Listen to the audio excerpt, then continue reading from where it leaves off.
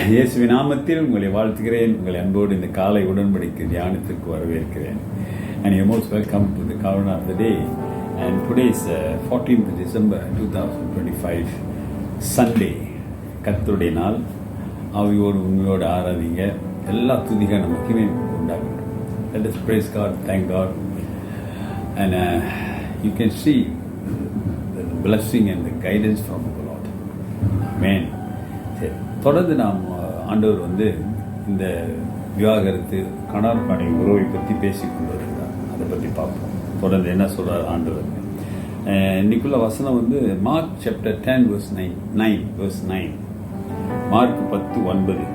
Therefore what God has joined together let not man separate it. ஆகையால் தேவன் இணைத்ததை மனுஷன் பிரிக்காதிருக்க கடவன் என்றார். தேவன் இணைத்ததை மனிதன் பிரிக்க அது இருக்க கடவுள். கடவுள் இணைத்தாரானால் மனிதன் பிரிக்கக்கூடாது, பிரிக்க முடியாது.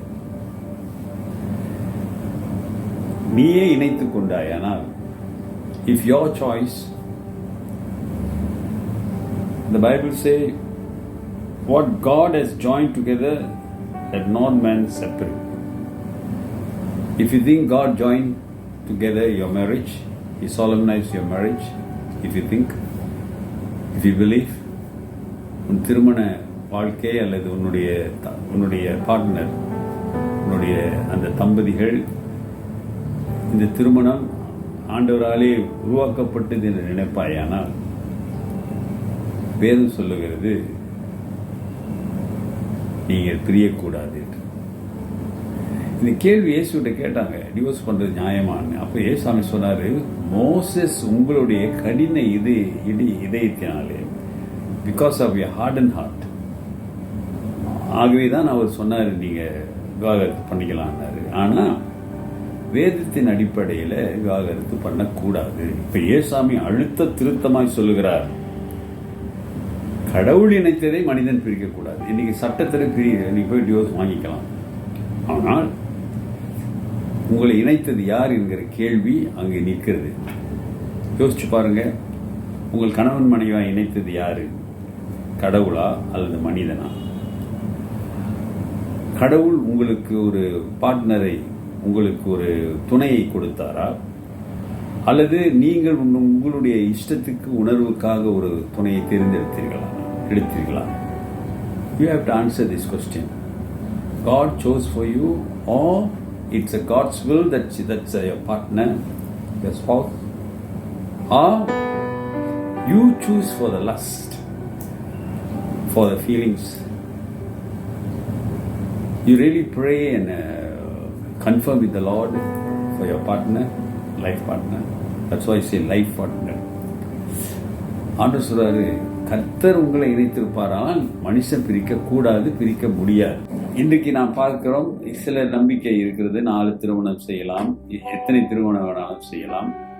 அதில் வேறு பெருமையாக சொல்லிக் கொள்வார்கள், எனக்கு இத்தனை மனைவிகள் இருக்கிறாங்க, இத்தனை பிள்ளைகள் இருக்கிறார்கள், நான் இத்தனை திருமணம் செய்து கொண்டேன். ஆனால் இயேசு கிறிஸ்து ஒரு திருமணத்தை தான் சொல்லியிருக்கிறார், ஒரு உறவை தான் சொல்லியிருக்கிறார், ஒரு பார்ட்னர் தான் சொல்லியிருக்கிறார்.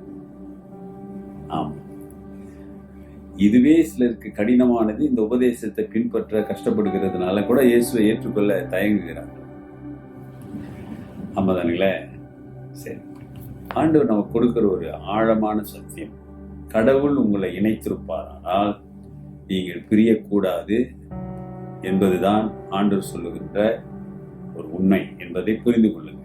இது உள்ளத்தில் எழுதி வைங்க. If God is joined you, hallelujah, if God is joining together, let not man separate. கர்த்தர் உங்களை கணவன் மனைவியாக இணைத்திருப்பாரானால் எந்த சக்தியாலும் உங்களை பிரிக்க கூடாது என்பதுதான் ஆண்டவருடைய சித்தம். ஜெபிப்போம்.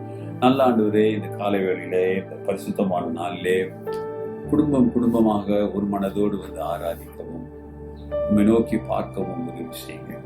அப்படி குடும்பங்களிலே பிரச்சனைகள், பிரிவுகள், கருத்து வேறுபாடுகள் இருக்குமானால் அன்பரே இரக்கம் காட்டி குடும்பங்களிலே சமாதானத்தை உண்டு பண்ணுங்க.